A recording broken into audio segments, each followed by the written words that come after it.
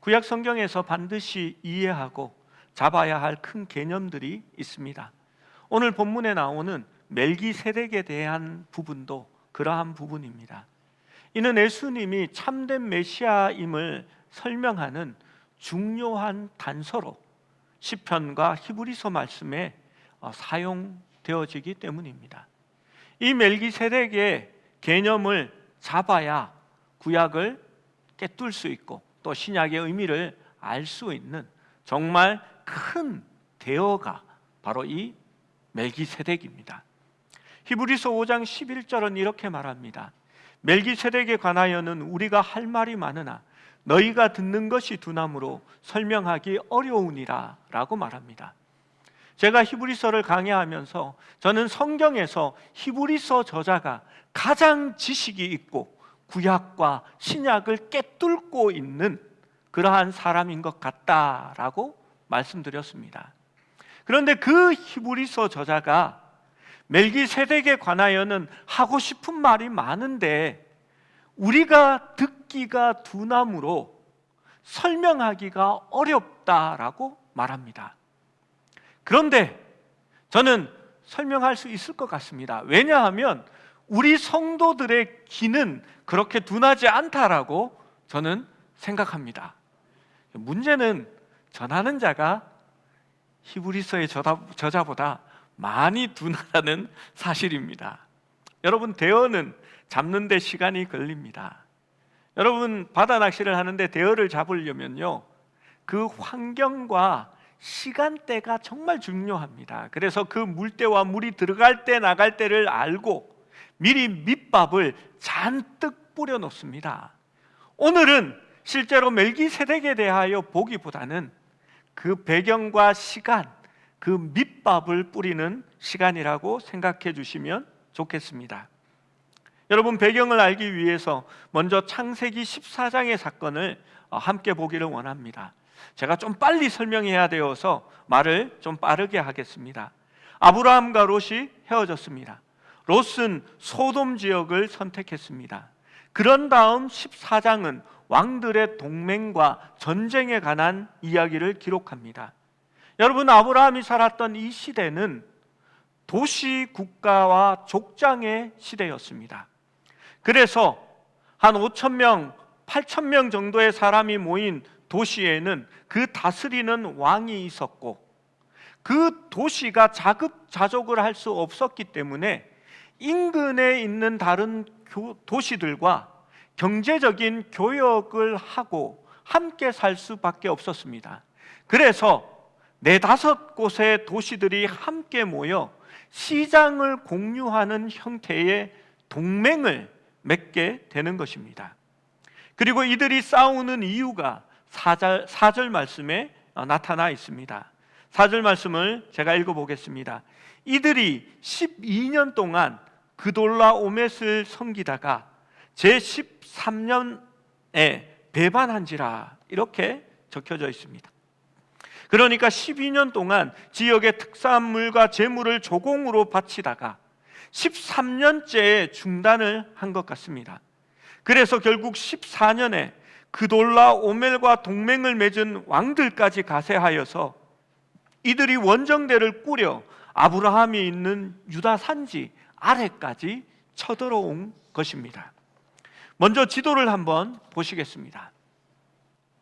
성경에 있는 것을 지도로 보면 머릿속에 대략적으로 그려지니까 그것이 훨씬 더 나으리라고 생각합니다. 여러분, 이 지도가 상당히 큰 지도입니다. 여기가 메소포타미아이고요, 여기에 바벨론이 있습니다. 우르가 이쯤에 있고 하란이 여기쯤에 있는 거지요. 그러면 이스라엘은 어디냐? 여기가 사해고 갈릴리입니다. 요 사이에 흐르는 것이 요단이지요.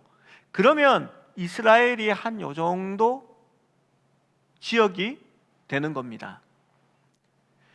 그돌라오멜은 엘람 왕입니다. 엘람의 왕인데 여기에 있습니다. 여러분, 상당히 먼 곳에 있는 그런 도시 국가입니다. 그리고 시날, 엘라살, 고임, 이 4개의 도시 국가가 연합해서 여러분, 얼마나 큰 땅을 차지하고 비옥한 곳을 차지하고 있는 나라들입니까?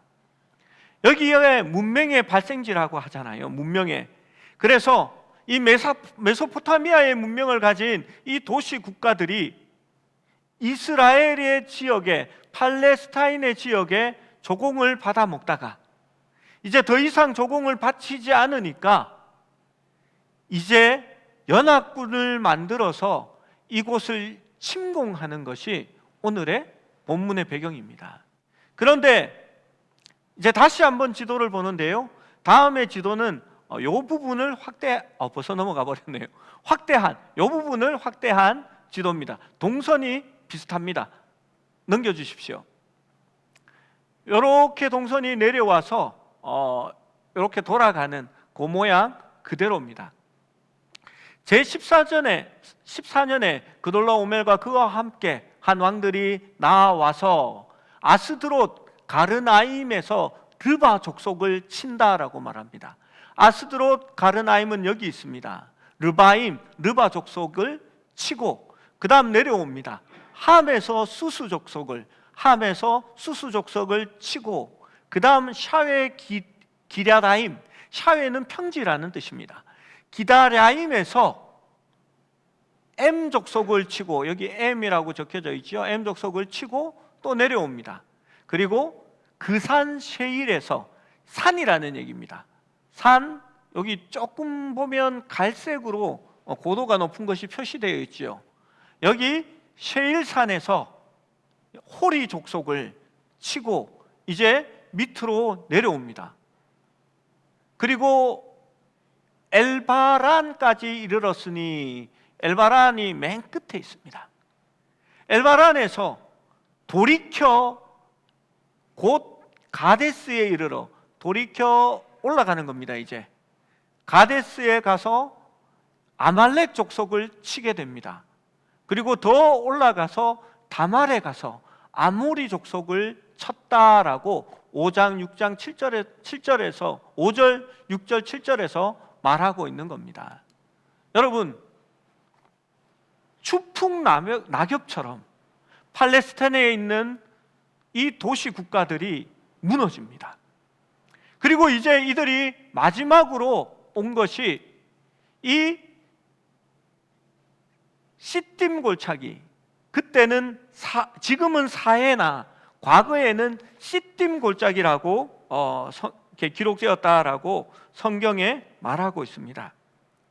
여기에서 4명의 왕이 5명의 작은 도시 국가들의 왕과 싸우게 됩니다. 거기에는 소돔과 고모라 왕이 포함되어 있습니다. 이 시딤 골짜기에서 싸우는데 곧 작은 도시 국가들은 요 안에 옹기종기 모여 있는 고울과 같은 그러한 왕들이고, 이 메소포타미아에서 온 왕들은 엄청난 땅을 가지고 있는 대단한 왕국에서 쳐내려 온 것입니다. 여러분, 그러니 상대가 되지가 않습니다. 결국은 팔레스타인에 있었던 왕들이 참패를 하게 됩니다. 그것이 창세기 14장 10절에서 12절에 나타나 있습니다. 한번 10절 12절을 같이 한번 읽어보겠습니다. 10절 11절 12절입니다.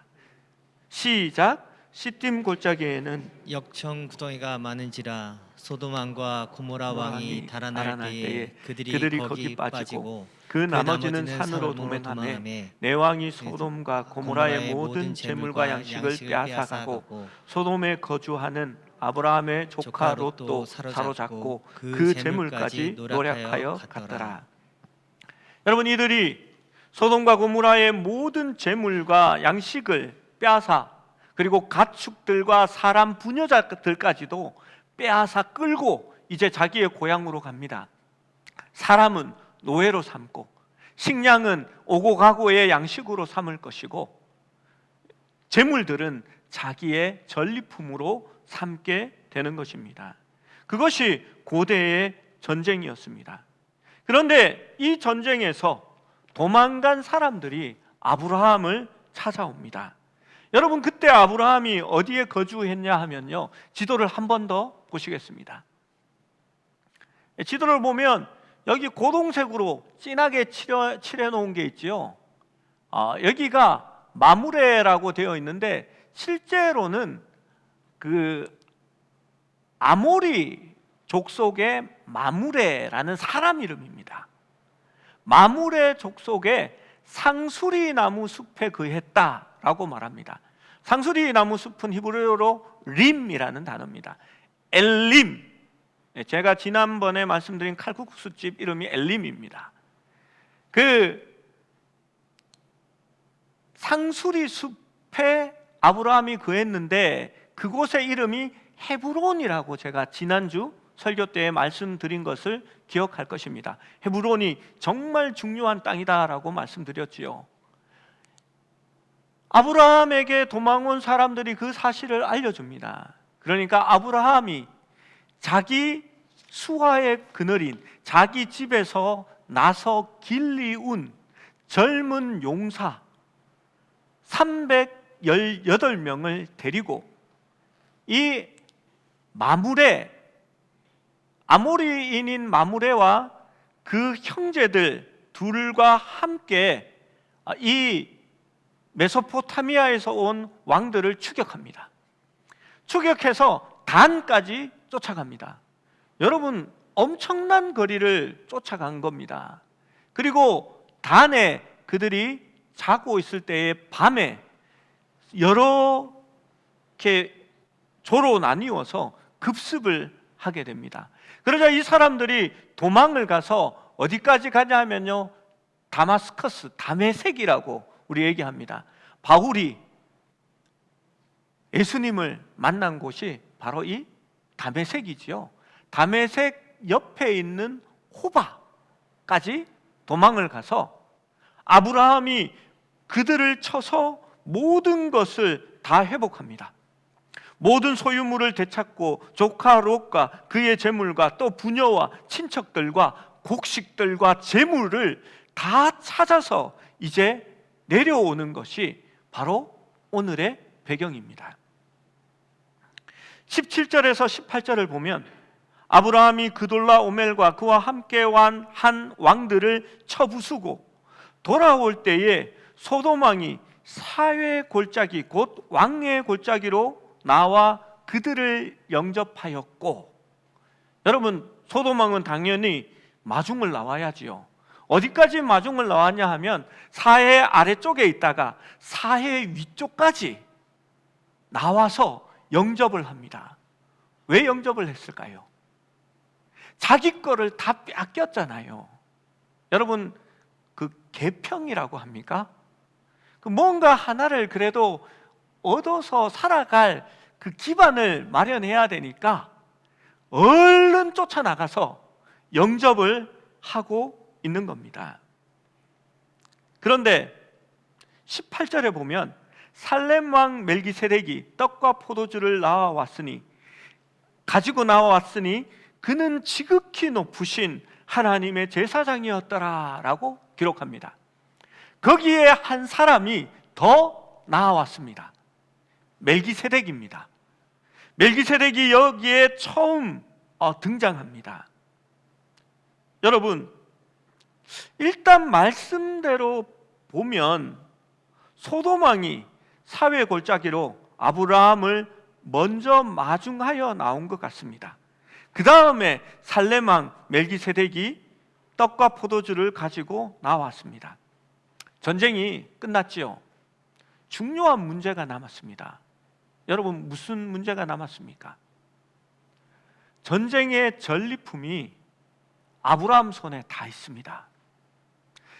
그 얻은 전리품들을 어떻게 나누어야 할지, 어떻게 처리해야 하는지가 바로 오늘 본문이 말씀하고 있는 내용입니다. 그런데 먼저 나온 사람은 소돔 왕과 멜기세덱입니다. 둘은 차이가 있습니다. 소돔 왕은 자신의 재산과 사람을 위하여 소돔에서 올라와 영접했고, 살렘 왕은 그 근거가 성경에 어디에도 없습니다. 창세기에는 족보가 분명합니다. 그 사람이 누구의 자손이고 그들이 어디에 정착했고 그 나라가 누구의 나라인지를 창세기는 다 기록하고 있습니다. 그런데 중요한 사람인데 기록되어 있지 않은 사람이 있는데 그 사람이 멜기세덱입니다. 멜기세덱은 성경에 언급조차 없습니다. 여러분, 그러면 살렘 왕이라고 했는데 살렘은 샬롬이라는 뜻입니다. 평화의 왕이라는 뜻이지요. 아마도 왕이라고 했으니까 살렘이 도시는 아니었을까 생각합니다. 그런데 그 시대에 살렘은 없습니다. 후대에 있어서 비슷한 이름이 하나 나오는데 예루살렘 할 때의 살렘이 그 살렘입니다. 여러분, 그런데 그 예루살렘은 그 이후 아주 뒤에 나타나는 이름이지 지금 살렘은 그것이 아닙니다. 제가 여기에서 조금 이렇게 밖으로 나가서 예루살렘에 대해서 한 가지 여러분에게 교정해 드릴 것이 있습니다. 예루살렘은 과거에 여부스 사람의 철옹성이었습니다. 그래서 여부스 성이라고 불리기도 했습니다. 그런데 예전에 저희 전도사님이, 지금은 안 계시는 전도사님이라는 건 지금 공부하는 분이라서 잘 이렇게 모릅니다. 그래서 실수를 했습니다. 여부스가 맹인과 절름발이도 이렇게 들어갈 수 없는 그러한 성이다라고 얘기하면서 예루살렘 성정에는 맹인과 절름발이가 들어갈 수 없었다라는 얘기를 했습니다.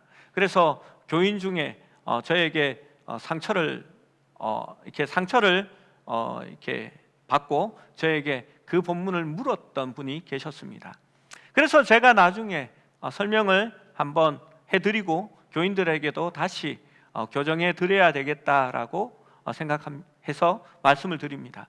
사무엘라 5장 6절에서 8절 말씀은 다윗이 이 여부수성을 어떻게 물리치는지를 나옵니다. 그때 다윗이 여부수 성에 이제 다가가니까 여부수 성 위에서 사람들이 다윗을 조롱합니다. 이 여부수 성에는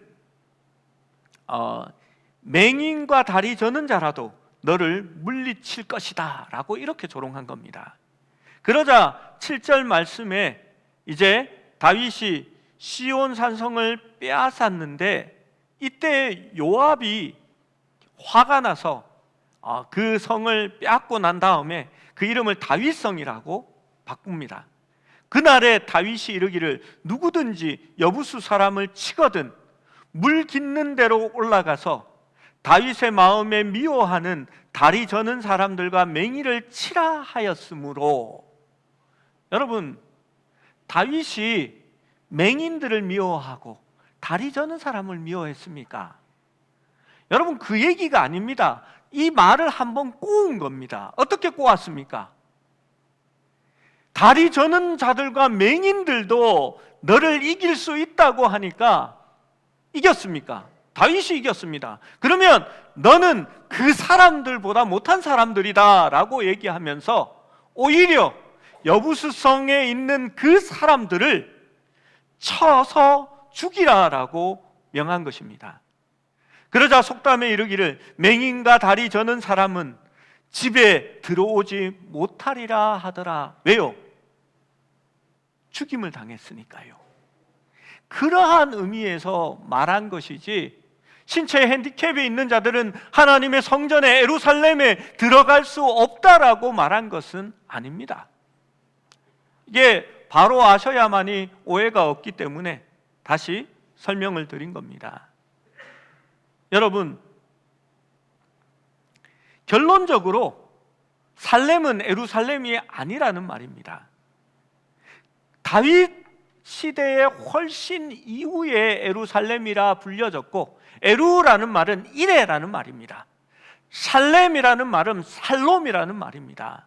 평안을 예비하는 곳이라는 말이 예루살렘이고, 그 이름이 쓰여진 것은 왕조 시대나 되어서 사용되게 되어집니다. 여러분, 그냥 결론적으로 멜기세덱은 출처도 없고 족보도 없습니다. 신약의 성경 말씀도 그것을 우리에게 예비합니다. 이야기합니다. 그리고 멜기세덱이 아브라함에게 올 때에는 영접이라는 단어도 없습니다. 소돔 왕은 영접했는데 그는 그냥 찾아옵니다. 여러분, 아브라함이 누구부터 먼저 만나야 할까요? 순서상으로 보면 소돔 왕이 먼저 찾아왔습니다. 그리고 지금의 당면된 문제는 소돔 왕과 이제 결론을 봐야 하는 그러한 문제입니다. 그런데 아브라함은 소돔 왕을 뒤로 물리고 멜기세덱을 먼저 만나게 됩니다. 멜기세덱이 먼저 아브라함을 만나는 것은 멜기세덱이 더 위대한 사람이었고, 멜기세덱이 아브라함을 축복한 것은 멜기세덱이 아브라함 위에 있는 사람이라는 것을 설명하는 것입니다. 멜기세덱은 아브라함을 축복하고 아브라함에게 승리를 주신 하나님을 예배합니다. 아브라함은 먼저 예배에 참여한 것입니다. 그리고 아브라함이 그 전리품의 10분의 1을 떼어서 멜기세덱에게 먼저 줍니다. 그리고 그것을 신약 성경에서는 11조라고 기록하고 있습니다. 여러분, 그 다음의 순서가 소돔 왕의 차례입니다. 고대 도시 국가에서 전리품에 대해서는 그렇게 관대하지 않습니다. 여러분, 전쟁을 치르면 아브라함의 젊은이들은 그냥 가서 얻어온 겁니까? 여러분, 단에서 다메섹까지 얼마나 먼 길을 달려가서 그들을 따라잡아야 했을까요? 훈련된 사람만이 따라가서 군사들을 잡을 수 있습니다. 그리고 그 훈련된 메소포타미아의 군사들과 싸울 때에 아브라함의 사람들은 한 명도 죽지 않고 승리했을까요? 아닙니다. 피해를 분명히 입었을 것입니다. 그러면 사람들이 나가서 역습을 하고 물건을 되찾았다면 아브라함이 그 모든 것을 가지는 것이 당연합니다. 그 모든 것을 다 가지고 지금 찾아온 소돔 왕마저도 죽이고 정복해 버릴 수도 있습니다. 정말 그 당시에 관대한 사람이라면 가족들만 돌려주고 모든 식량과 재물, 그리고 사람들은 자신의 종으로 삼는 것이 보통의 일일 것입니다. 그런데 소돔 왕은 다윗을 영접하러 나와서 이렇게 부탁합니다. 사람들만은 나에게 보내주고 재물과 모든 물품은 네가 가져라 라고 말합니다. 이것도 매우 부탁하는 겁니다. 그런데 중요한 말씀이 22절에서 24절까지에 적혀져 있습니다. 우리 함께 읽어보겠습니다. 22절 시작. 아브라함이 소돔 왕에게 이르되 천지의 주제이시오 지극히 높으신 하나님 여호와께서 내가 손을 들어 맹세하노니 내 말이 내가 아브라함으로 치부하게 하였다 할까 하여 내게 속한 것은 실할 오르락이나 들매끈 한 가닥도 내가 가지지 아니하리라. 오직 젊은이들이 먹은 것과 나와 동행한 아넬과 에스골과 마므레의 분깃을 제할지니 그들이 그 분깃을 가질 것이니라. 아브라함은 소돔 왕에게 이렇게 말합니다. 내가 너한테 있는 물건들, 재물들을 취하면 나중에 너와 너의 백성들이 소돔이 아브라함을 부하게 하였다 그렇게 치부할까 봐 나는 너한테 있는 그 물건들은 실오르락이 하나, 들매끈 하나도 가지지 않겠다라고 얘기합니다. 여러분, 얼마나 대단한 말입니까? 내 젊은이가 죽었으니까 그 젊은이의 부모와 그의 가족에게는 보상해야 되니까 그 중에 반은 내가 떼겠다, 이래야 정상이 아닙니까?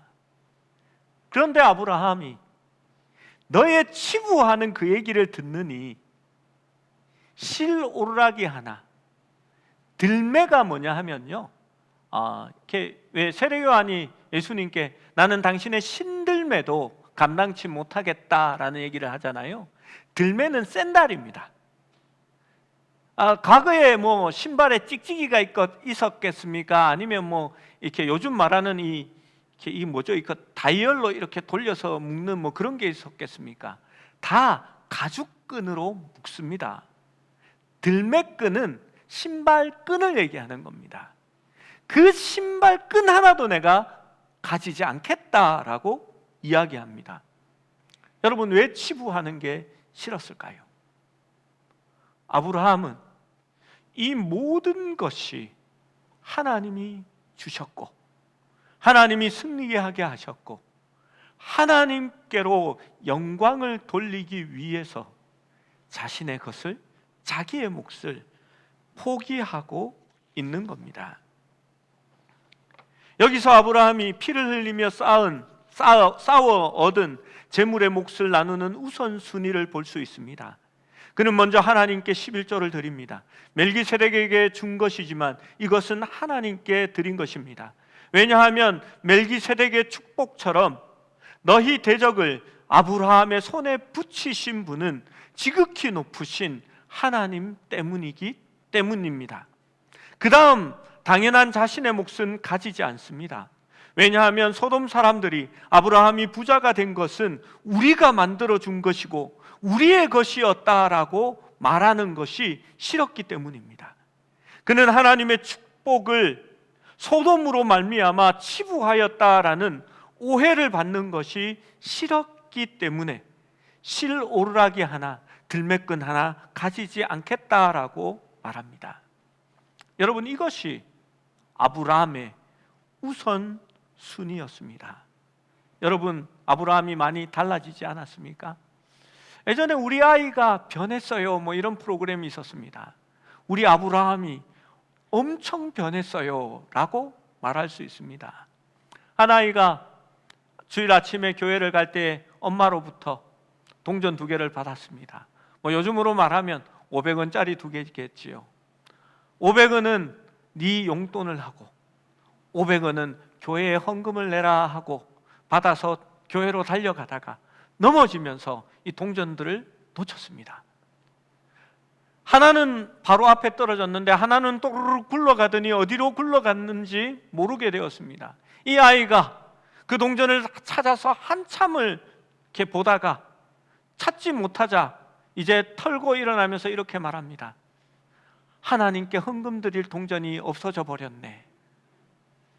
여러분, 우선순위가 어디에 있냐라는 말입니다. 세 번째로 아브라함은 전쟁을 하면서 젊은이들이 먹은 것은 제하겠다라고 말합니다. 여러분, 당연하지요. 전쟁을 하는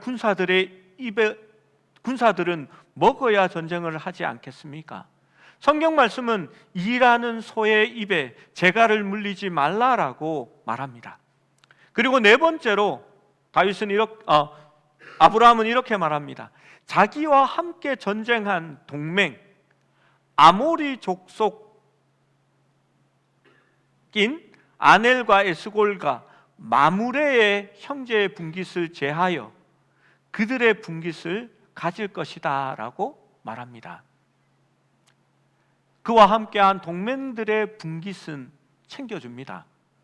그리고 나중에 아브라함은 이들로부터 엄청난 것을 또한 받게 됩니다. 그건 나중에 나오는 얘기니까 나중에 봅시다. 여러분, 자기와 함께 일하고 동맹한 사람들의 분깃을 아브라함은 자기의 것은 챙기지 않아도 그것은 나누어 주고 있습니다. 그것이 아브라함의 몫을 나누는 우선순위였습니다. 여러분, 이 부분에서 참 안타까운 것들이 많습니다. 예전에 제가 외국인 노동자가 손가락 4개가 절단되어서 이렇게 시리에 빠져 있다고 목사님이 가서 위로해주고 기도해 달라고 해서 병원을 신방한 적이 있습니다. 그 외국인 노동자는 제가 다니던 교회에 큰 공장을 하는 집사님 사장님의 그 공장에서 일하는 노동자였습니다. 그 형제는 울면서 사장님 나빠요라는 얘기를 저한테 이야기했습니다. 자기가 불법 체류자임을 알고 아주 싼 임금으로 자신을 오랫동안 일하게 했는데 자기가 공장에서 손가락이 절단되자 치료비를 자신의 임금으로 대신하게 하고 한 푼도 지어주지 않은 상태로 한국에서 내쫓으려고 한다는 겁니다. 저는 많이 실망했고 또 저도 상처가 되고 시험에 들었습니다. 여러분, 그 집사님은 벤츠가 아니라 벤츠 같은 그런 차가 아니라 정말 우아하고 사람들이 지나가면 그 차를 볼만한 그러한 차를 회사 차로 자기가 그 차를 몰고 다니면서, 물론 회사에서 기름값이랑 세금도 다 내겠지요. 그리고 회사 차기 때문에 세금도 제하여 주겠지요. 그렇게 그 차를 타고 다니면서 하나님이 나를 복 주셔서 내가 이렇게 큰 축복을 받았다라고 매일 얘기하고 다니는 그러한 분이셨습니다.